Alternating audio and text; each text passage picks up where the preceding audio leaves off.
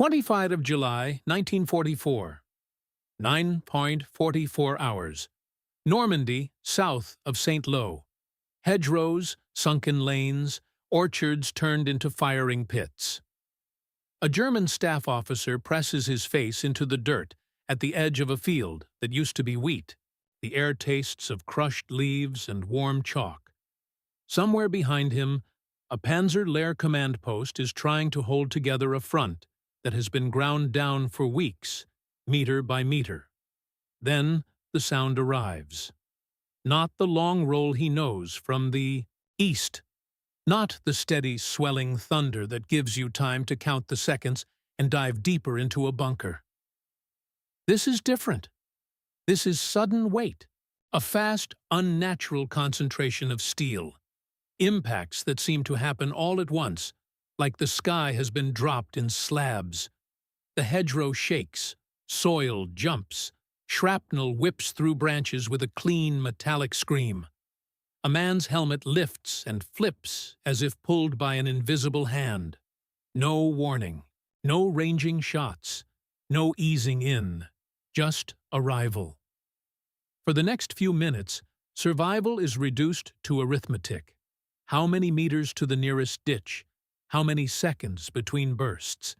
How long the lungs can keep working while dust turns the air into a solid? And somewhere inside that brutal math is the reason German officers, men who had lived under Soviet artillery for years, would later say, with a cold kind of certainty, that American artillery felt more devastating. Because it didn't just kill. It controlled time. It controlled movement. It made the battlefield smaller than a man's own body. The Western Front in 1944 is not supposed to look like this for Germany. The plan had been simple, in the way desperate plans always are. Hold the Atlantic Wall long enough to break the invasion on the beaches, then counterattack with armor, while the Allies are still crowded against the sea. If that fails, trade space for time, pull back to prepared lines, make them bleed in the Uwage, Bocage, then on the rivers, then at the Siegfried Line. But Normandy does not become a clean campaign of lines and withdrawals. It becomes a fight inside terrain that punishes whoever moves. The hedgerows, earthen banks topped with tangled roots, and thick shrubs slice the countryside into thousands of compartments. Fields become rooms. Lanes become tunnels. A squad can be 40 meters away and invisible. Tanks can be 10 meters from a concealed anti-tank gun and never see it until the first shot. This is where German officers expect to regain control. Because German doctrine is built around controlled violence at decisive points. They want the initiative back, even if only for an hour. They want to choose the moment. But artillery changes that bargain. On the Eastern Front, German units had learned to live with Soviet preparations.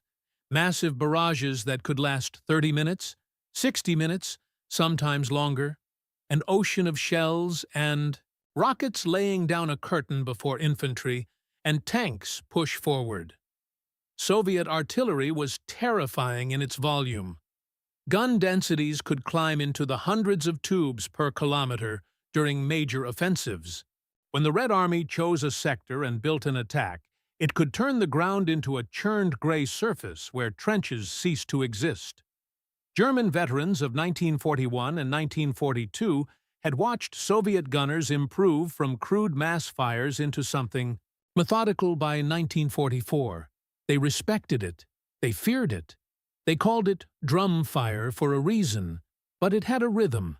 It often gave warning, registration, a buildup, a shift.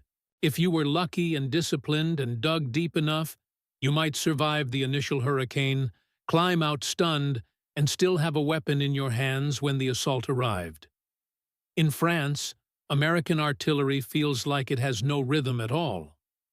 It, too, is not a wall that slowly approaches. It is a trap that snaps shut. And the officers who notice the difference are not poets. They are professionals with a brutal baseline for comparison.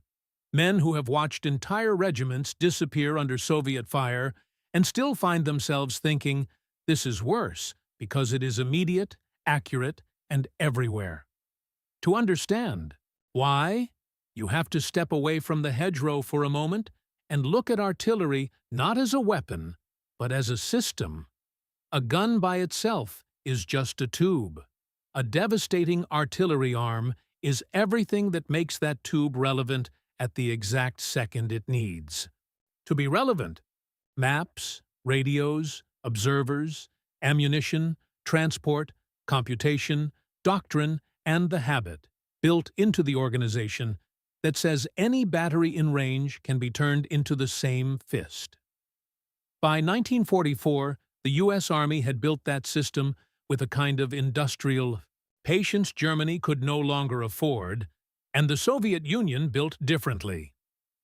An American infantry division typically carried its own artillery corps. 3 battalions of 105mm howitzers, 12 guns per battalion, and 1 battalion of 155 howitzers, another 12 guns, 48 tubes inside the division. That meant an infantry regiment in trouble was never waiting for corps artillery as some distant luxury. It had habitual support. It had guns that trained with it, planned with it, and understood its rhythm. A 105mm howitzer shell weighs roughly 33 pounds. A 155mm projectile is close to 3 times that weight. A single battery firing rapidly can saturate a small area in minutes. A battalion firing a concentration can pin a company in place so completely that even crawling becomes suicidal. Now, widen the lens.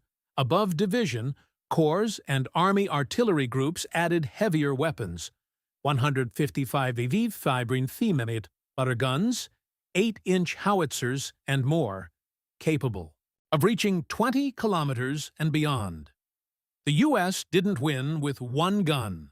It won with the ability to make a target belong to every gun that could physically reach it. And that ability shows up as a battlefield sensation. German officers can't ignore. You expose a unit for 2 minutes, you pay for it. Not in 30 minutes. Not after a careful build-up.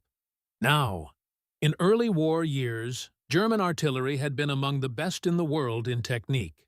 German fire discipline, observation, and coordination were professional. But by 1943-1944, Germany's artillery arm is being hollowed out by realities that have nothing to do with courage. Mobility is one. Germany still relies heavily on horses for hauling guns and ammunition. Horses are not just slow, they are fragile logistics. They require fodder, water, rest, handlers. A horse-drawn battery cannot redeploy at the speed of a truck-drawn battery. It cannot keep pace with emergencies that unfold in minutes. It cannot easily surge ammunition forward when the tempo spikes. Ammunition is another. A gun without shells is a metal liability.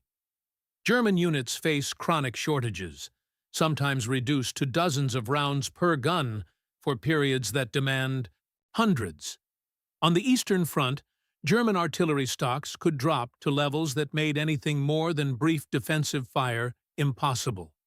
In Normandy, under Allied air supremacy, rail lines are cut, bridges are bombed, convoys are strafed. Even when a German battery exists, feeding it becomes a separate battle. Then there is observation. American air superiority doesn't just kill vehicles, it kills German artillery's eyes. It suppresses movement in daylight. It makes forward observation hazardous.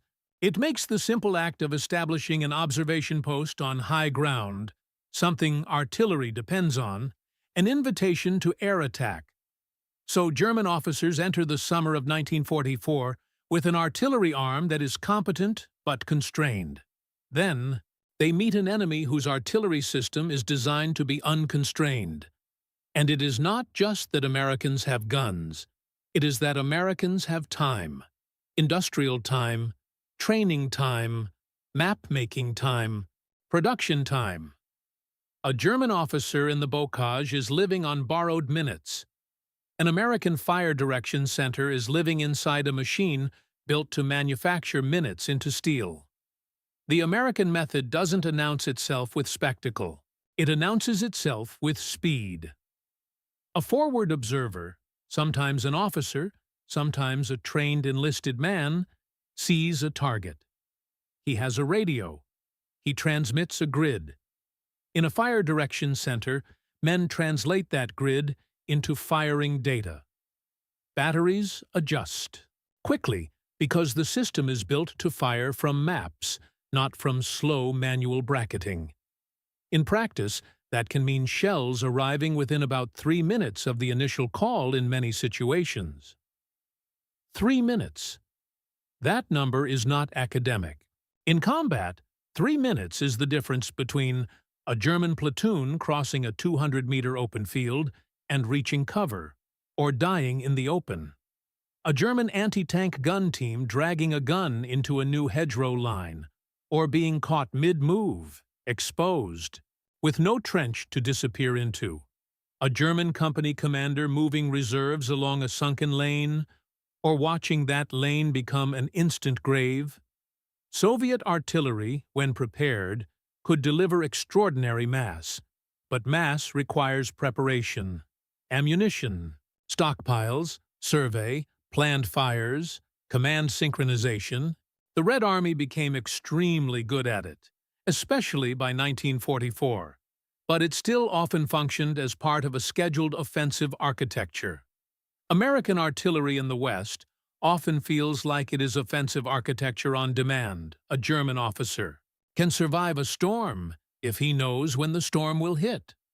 He cannot survive the trap if the trap closes the instant he moves.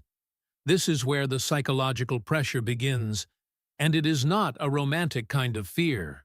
It's professional dread, the sense that the enemy has removed one of the oldest comforts of war, the belief that you can relocate faster than the enemy can react. German officers had learned movement is life. They had learned to shift units, infiltrate, counterattack, reposition. American artillery punishes that instinct. It doesn't wait for the counterattack to develop. It doesn't wait for a German battalion to show itself in a classic sense. It catches the small necessary motions that make an army function. Messengers, vehicles, gun teams, mortar sections, reserve squads, and it does this because of an unglamorous advantage. Americans can distribute accurate maps and grid systems widely, down to levels that let small unit leaders call fires with precision.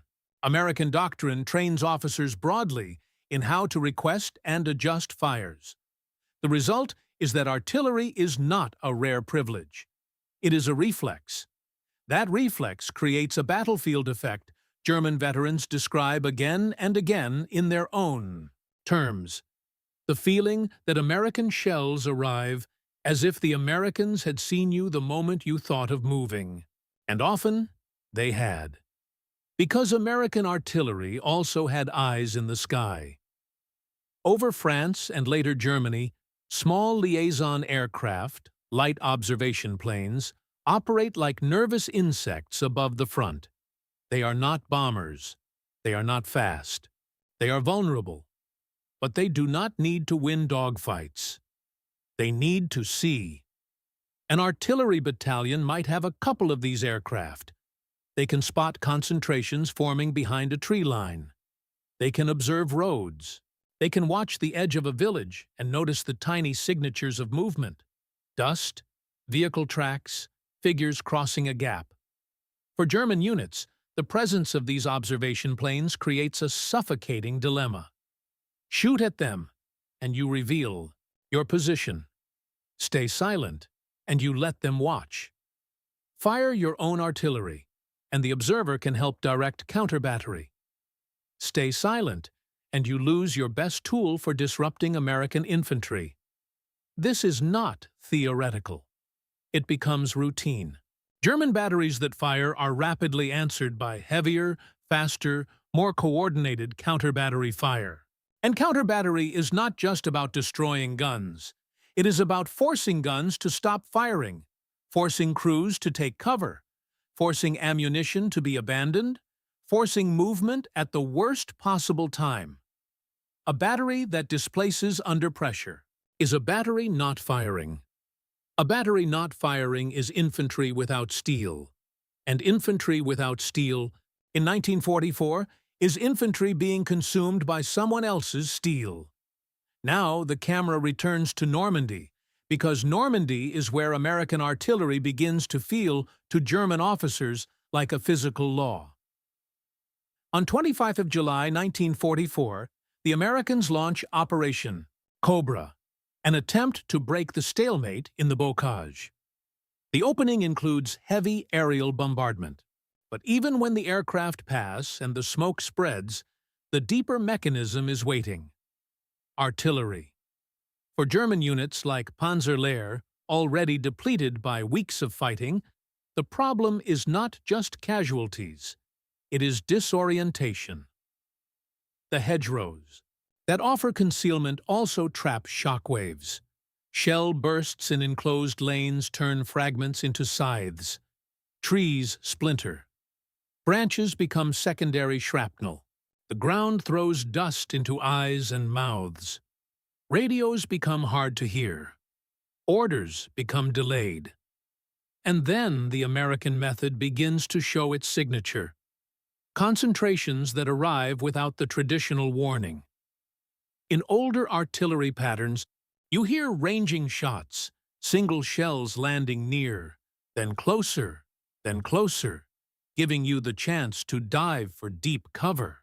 That ranging is not always present in American fires because pre-computed data and centralized control allow rapid, accurate concentrations. So a German officer is not given a gradual alarm. He is given a switch. 1 second, the lane is passable. Thou. Next second, it is a corridor of explosions. A squad caught in the open cannot wait it out, because the fire is not a brief hammer. It is often a controlled series, a concentration to pin, then a shift to catch movement, then a reconcentration if movement resumes. A micro-loop of pressure that teaches a lesson. Every attempt to solve the problem creates a counter-problem. Pinned? Crawl to a ditch. The ditch is targeted. Move to the tree line. The tree line is bracketed. Call for your own artillery. Your battery is counter-batteried. Send runners. The runners are cut down. Survival becomes a narrowing set of options until the only remaining option is stillness, and stillness on a dynamic front is its own form of death. German officers knew Soviet barrages could erase a grid square, but they also knew how to interpret them. A Soviet barrage often signaled something big. An offensive, a breakthrough attempt, a scheduled push. You could anticipate sectors at risk. You could read preparations. You could watch for supply buildup. You could see the ground being wired and surveyed. You could sometimes infer the attack. American artillery is harder to read because it is less tied to ceremony. It is tied to contact. It happens because a platoon leader sees a machine gun nest, because a forward observer hears engines behind a barn, because a liaison plane spots a column on a road, because a German counterattack begins to form.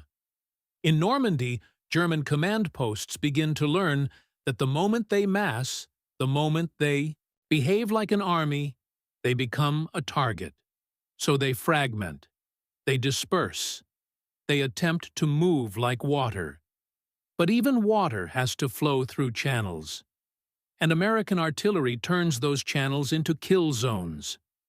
The next escalation comes fast, and it comes from a simple German necessity: counterattack. After Cobra cracks the front, the U.S. breakout begins. Armored spearheads push toward Barrages, and the operational map starts to shift from hedgerow rooms to open maneuver space. For German officers, this is both danger and opportunity. Maneuver warfare is where German doctrine wants to live. It is where German officers feel they can still make decisions. So the German High Command orders a counterattack, Operation Lüttich, in early August 1944, centered near Mortain. The aim: strike toward the coast, cut off the American advance, restore the front by severing the breakout. On paper, it is a classic move. Armor and infantry driving through a narrow sector to create operational effect. In reality, it drives directly into a battlefield ruled by responsive firepower and air observation. Mortain is a town surrounded by hills and broken ground. One position becomes pivotal. Hill 317. A U.S. battalion occupies it and holds under intense pressure for days. That battalion is not invincible. It is vulnerable. Limited ammunition, limited water, wounded accumulating, communications strained, surrounded by German forces that want the hill cleared because it overlooks the routes the Germans need. But the battalion has something more decisive than water. It has the ability to call artillery, and artillery changes what surrounded means. German units try to assemble for attacks. The assemblies are hit. German infantry attempts to approach under cover of darkness. Illumination and concentrations break the movement. German armor tries to push through choke points. Fires are massed on the approaches. The hill becomes a furnace, and the Germans find that the closer they get, the more steel arrives. This is another difference from many Soviet barrages. The Soviet preparation might devastate the forward edge, but once the attack is underway, shifting fires rapidly across multiple axes in response to small unit calls is more difficult, especially in fluid, contested terrain. At Mortain, American artillery behaves like a living organism. It responds. It adapts. It saturates routes and slopes and tree lines at the pace of the fight. For German officers, that responsiveness is not just lethal. It is humiliating in a military sense. It denies them the ability to build momentum. A counterattack without momentum is a series of local tragedies, and this one becomes exactly that. Now the camera pulls back again, because the question is not whether American artillery could be deadly. The question is why German officers compared it favorably, in terror, to Soviet artillery. Part of the answer is material, and it is not complicated. Ammunition. American industry can produce shells in staggering quantities, and American logistics can move them across oceans and then across a continent. The Red Army also fielded huge ammunition stocks during major offensives by 1944, but its logistics and production had different constraints and priorities, and its artillery often had to be husbanded, concentrated for major operations. The U.S. Army in the West develops a habit. When in doubt, use artillery. Not because American commanders are careless, but because artillery is the safest way to solve an infantry problem. It reduces friendly casualties by trading explosive weight for blood. German officers feel that trade directly. They are being killed by an enemy that can afford to kill with shells instead of risking men. That matters because of the second material factor: standardization. German artillery by late war is a patchwork of calibers and captured weapons. That creates logistical friction. Different ammunition, different firing tables, different maintenance needs. Friction slows everything. Friction makes response time longer. Friction makes mass harder. American artillery benefits from a relatively narrow family of standard weapons and procedures. That makes resupply smoother, training easier, coordination faster. So when German officers say American artillery feels more devastating, they are often describing the sensation of a machine that runs cleanly, one that can deliver accurate fire again and again without pauses, without quiet periods caused by logistical confusion. The third factor is computational and doctrinal. Centralized fire direction and massing. American artillery does not require a battery to own a target. It allows a target to be owned by the network. Any unit in range can add its weight, and the system is designed so that adding weight does not create chaos, it creates concentration. This is where one of the most feared American techniques enters the story. Time on target. In a time-on-target mission, multiple batteries, sometimes many, fire so that the first rounds arrive simultaneously. Each battery calculates time of flight. Each fires at the exact offset needed. The effect is not just high explosives. It is the removal of warning. The first shells that land are not spotting rounds. They are the concentration, and that creates a battlefield moment German veterans describe with a particular kind of bitterness. The instant when the world explodes without the courtesy of a countdown. On the Eastern Front, a Soviet barrage might start heavy and build. It might be preceded by registration. It might be part of a schedule. It might have a front-wide roar that paradoxically tells you, this is the moment. Get down. Time on target tells you nothing. It simply happens, and it happens exactly where you are. But American artillery does not always have ideal conditions. It has vulnerabilities, real ones, and those vulnerabilities make the system's performance more impressive to German observers because it persists despite them. Weather can ground observation aircraft. Fog and rain can limit visibility. Mortain, the bocage, targets are hidden by terrain. Radios can fail. Wire communications can be cut by shell fire. Ammunition convoys can be slowed by traffic and destroyed bridges. Guns can wear. Barrels erode. Crews get exhausted. German units exploit what they can. They camouflage. They disperse. They move at night. They dig deeper. They place units in defilade. They build overhead cover. They use villages and stone walls. They attempt to create dead ground where observers cannot see. And yet, the American system adapts. Forward observers move closer, sometimes dangerously close, to see.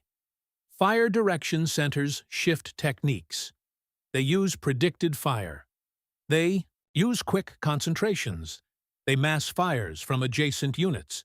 They use heavier calibers to reach behind cover. They exploit air observation when possible. They coordinate with mortars and tanks. The result is a constant tactical pressure.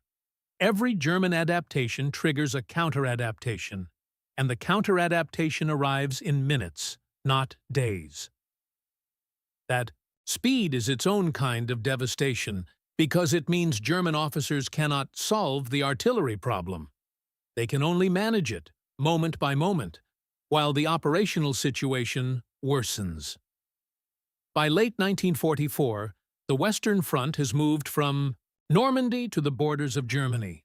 The terrain changes. The enemy changes. The stakes climb, because Germany is now fighting inside its own defensive architecture. Fortified lines, forests, rivers, towns built of stone. And this is where the comparison with Soviet artillery becomes more pointed for German officers. On the Eastern Front, Soviet artillery was often used to open offensives, massive preparation, then exploitation. In the West, American artillery becomes a defensive weapon of extraordinary violence as well. It is not just breaking lines, it is stopping breakthroughs. That matters in December 1944. 16 December 1944, before dawn, the Ardennes. Germany's last major offensive in the West, what becomes known as the Battle of the Bulge, begins under snow, fog, and low cloud. Weather that grounds Allied air power. Weather that gives German troops a rare chance to move without immediate air attack. This is supposed to be the moment when the American advantage in air disappears, when German maneuver can breathe. And for a few hours, it does. American units are surprised. Roads jam. Communication lines snap.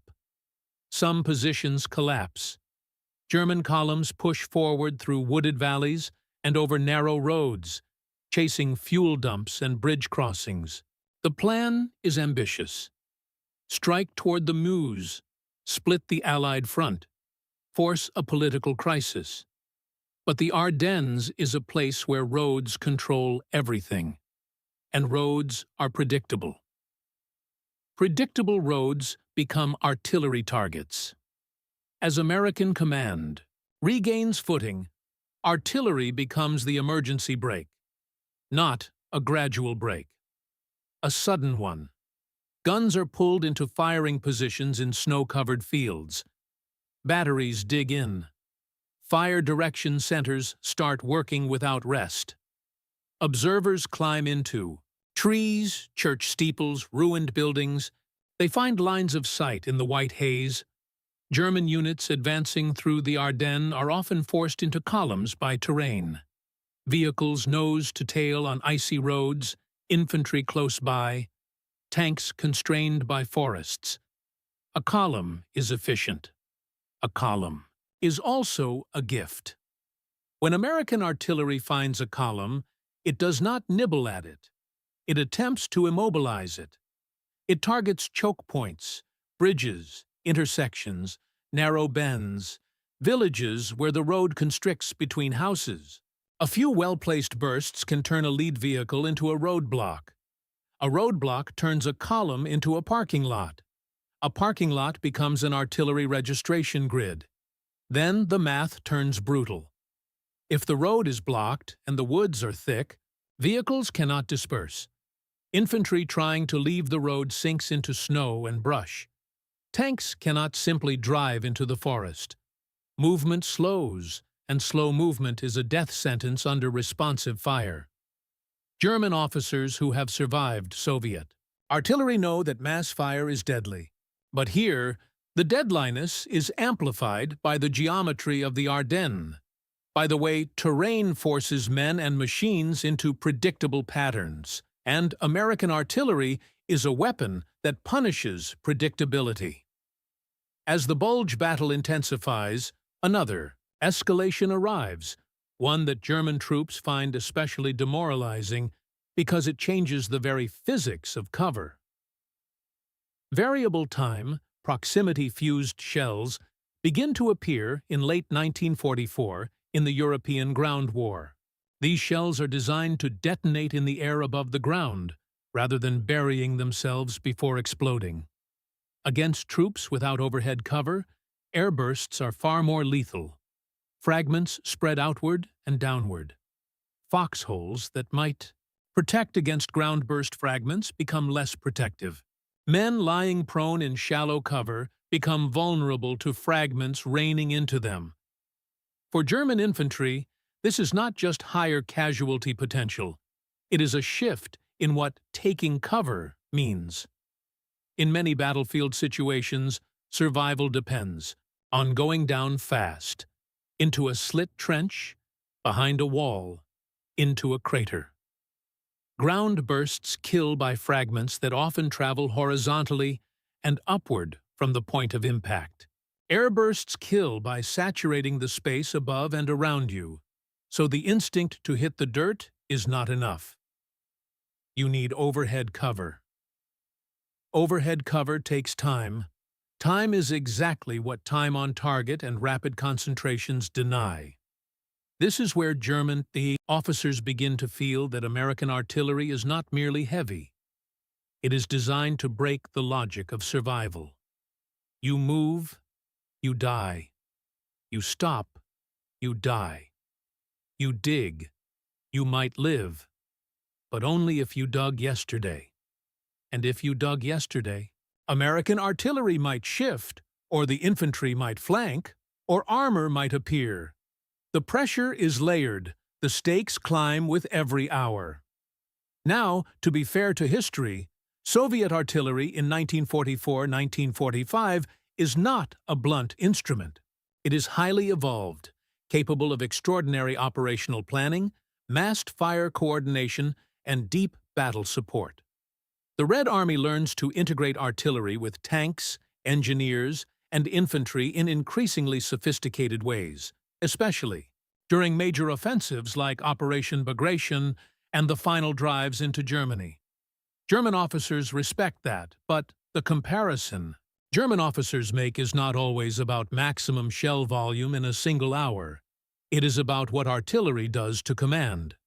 Soviet barrages could be overwhelming, but they were often tied to a scheduled offensive framework, and German units sometimes developed methods, deep dugouts, dispersed positions, elastic defenses, to endure the initial blow and then fight the infantry battle that followed. American artillery, as experienced in the West, often feels like it is aimed at decision-making itself. It punishes headquarters locations.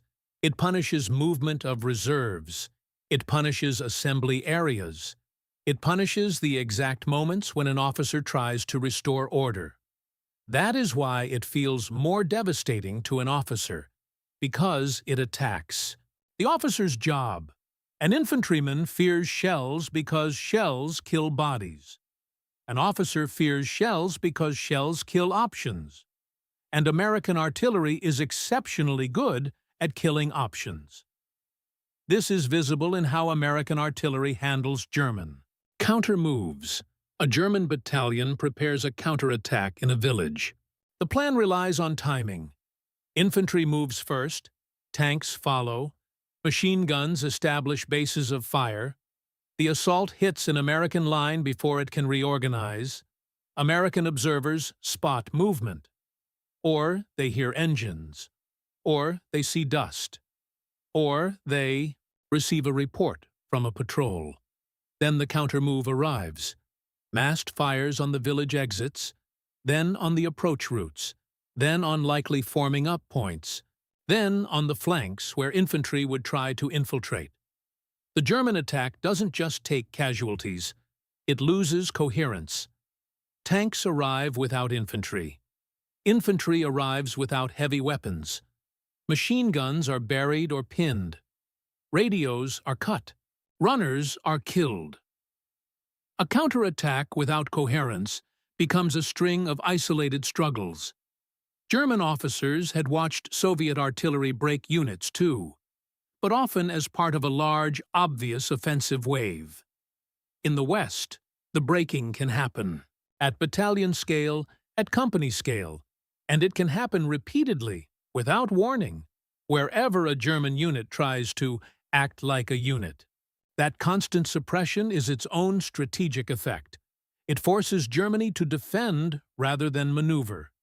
It forces Germany to spend manpower holding ground under fire rather than assembling for decisive action.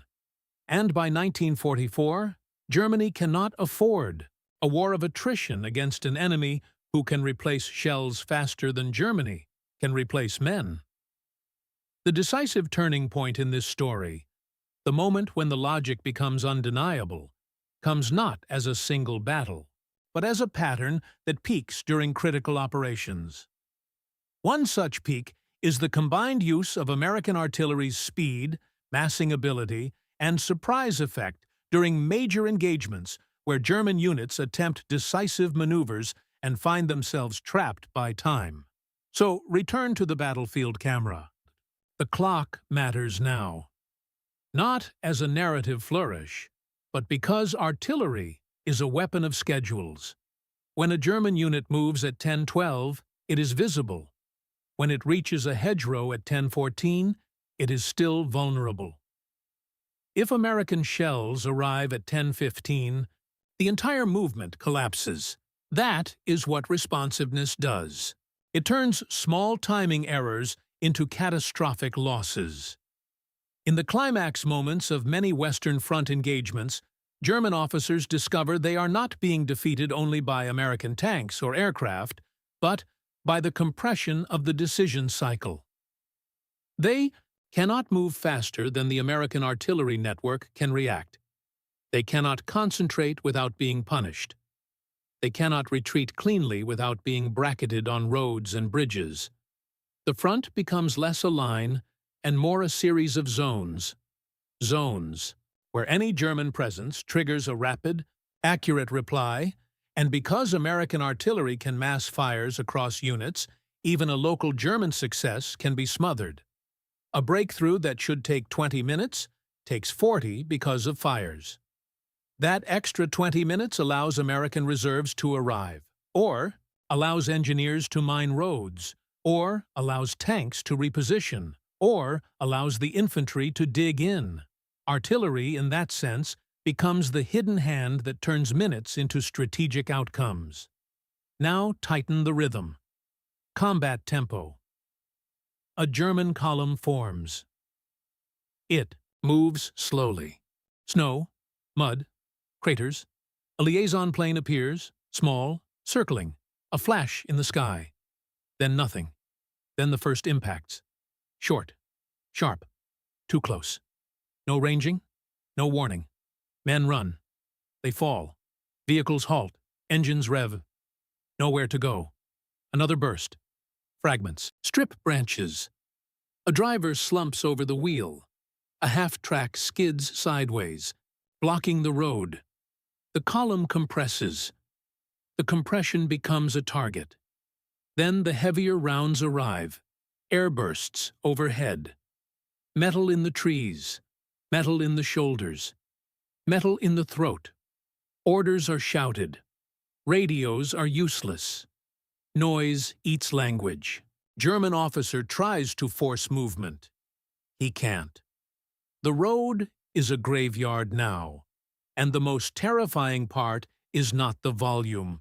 It is the certainty, the feeling that the moment you were found, the system closed. That is the climax sensation German.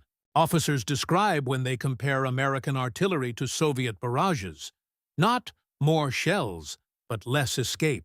From that turning point, the broader impact becomes visible in doctrine, training, and the way battles are fought. American artillery's performance reinforces a particular American combined arms identity. Infantry advances under a moving umbrella of fire support. Armor exploits when fire has suppressed anti-tank defenses. Engineers breach obstacles under smoke and suppressive concentrations. Commanders rely on artillery not as a last resort, but as the first tool. This shapes how the U.S. Army fights across France and into Germany. In the bocage, artillery becomes the hedge cutter in a different sense, not physically cutting earth, but cutting the enemy's ability to hold. In forests and towns, artillery becomes the tool for neutralizing strong points without frontal suicide. On rivers, artillery becomes the shield that allows bridging operations under fire. Against counterattacks, artillery becomes the wall that turns German armor into isolated machines without infantry cover. The German army, forced to respond, adapts as well, but in ways that highlight the strategic asymmetry. German units dig deeper. They disperse more. They move more at night. They camouflage obsessively. They build more overhead cover. They avoid radio transmissions that can reveal positions. They attempt to create artillery-proof habits, but each adaptation has a cost. Digging deeper slows movement. Dispersion reduces combat power at the point of contact. Night movement creates navigation errors, traffic jams, fatigue. Camouflage requires materials, time, discipline. Overhead cover requires tools and labor. Avoiding radio reduces coordination. The German army becomes quieter, smaller, more cautious, and against an enemy with abundant ammunition and rapid fire control, caution does not save you. It only delays the moment you are forced to fight. Meanwhile, the American system scales. It trains more observers. It refines fire direction procedures. It improves communication reliability. It learns to mass fires across divisions and corps when needed. Hundreds of guns directed onto critical sectors. In major fights, American artillery becomes not just a support arm, but an operational instrument, used to shape enemy movement, channel retreats, shatter counterattacks, and isolate pockets. German officers notice this because it feels like being fought by a brain, not a bicep. Soviet artillery often felt like overwhelming muscle. Immense, terrifying, grinding. American artillery feels like muscle guided by a nervous system that reacts instantly. That is a different kind of fear. And there is a deeper strategic consequence that explains why these German assessments matter historically. By 1944 to 1945, Germany's primary advantage is tactical skill and local initiative. Its strategic situation is collapsing. Fewer men, fewer trucks, fewer shells, fewer aircraft, fewer fuel reserves. In that environment, the ability to create local crises, surprise attacks, rapid shifts, counter-thrusts, is one of the few remaining ways to influence outcomes. American artillery systematically reduces Germany's ability to create local crises. Teaching shortens the lifespan of surprise. It punishes concentration. It forces movement to slow. It makes every attempt at operational maneuver more expensive. That doesn't mean American infantry and armor do not fight hard or suffer. They do.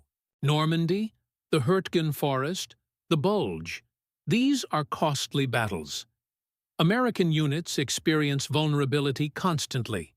Ambushes, mines, close-range anti-tank fire, exhaustion, the chaos of weather and terrain. There are moments when American FADI lines bend and nearly break. But artillery is the stabilizer. It is the weapon that can arrive in 3 minutes, even when everything else is delayed. It is the weapon that can be fired from behind a ridge, from a hidden position, from safety relative to the infantry. It is the weapon that can convert industrial strength into immediate battlefield effect. For German officers, that is the nightmare. An enemy whose strength can be applied instantly, at the decisive point, again and again. Not just once, in a prepared offensive, but whenever contact occurs. So when German officers later describe American artillery as uniquely devastating, sometimes more so than Soviet barrages, they are describing an experience shaped by several converging realities. First, responsiveness. American artillery arrives fast enough to affect the moment, not just the aftermath. Second, surprise. Techniques like time on target remove warning, collapsing the window in which discipline and cover can save you. Third, massing through networks. The ability to bring many batteries onto a target without procedural paralysis creates sudden density. Fourth, observation. Air and ground observers, combined with communications, make movement visible and punishable. Fifth, ammunition and logistics. The willingness and ability to fire repeatedly without catastrophic shortages creates constant pressure. Sixth, doctrine and training. Many levels of leadership can request and integrate fire, making artillery ubiquitous rather than rare. Soviet artillery could be a hammer that smashed the front. American artillery often felt like a net that tightened around anything that moved. A hammer can be survived if you are deep enough and lucky. A net changes what you are allowed to be. It changes you from a maneuver force into prey. In the final months of the war, as the front crosses the Rhine and the end approaches, German officers watch their world shrink under that net. They watch roads become death corridors. They watch villages become registration points. They watch forests become fragment traps. They watch their own attempts at order collapse under sudden concentrations. And they recognize something grim. The Americans have turned artillery into an expression of industrial time. Every shell is a factory's decision made real on a field. Every concentration is a logistical chain ending in a crater. Every time-on-target mission is an invisible synchronization of hundreds of men, surveyors, map makers, radio technicians, truck drivers, ammunition handlers, gun crews, compressing their labor into a few seconds of impact. It is not romantic. It is not heroic in the cinematic sense. It is simply effective. And to the German officer lying in the mud, trying to decide whether moving 10 meters will save his men or kill them, effectiveness feels like fate. When the guns finally fall silent. In 1945, the legacy is not just the craters left in European soil. It is the doctrinal lesson carried forward. Artillery is not merely a supporting arm. When organized as a responsive, networked system, it becomes a form of battlefield control, able to shape enemy behavior as much as it destroys enemy bodies. German officers did not praise American artillery out of admiration.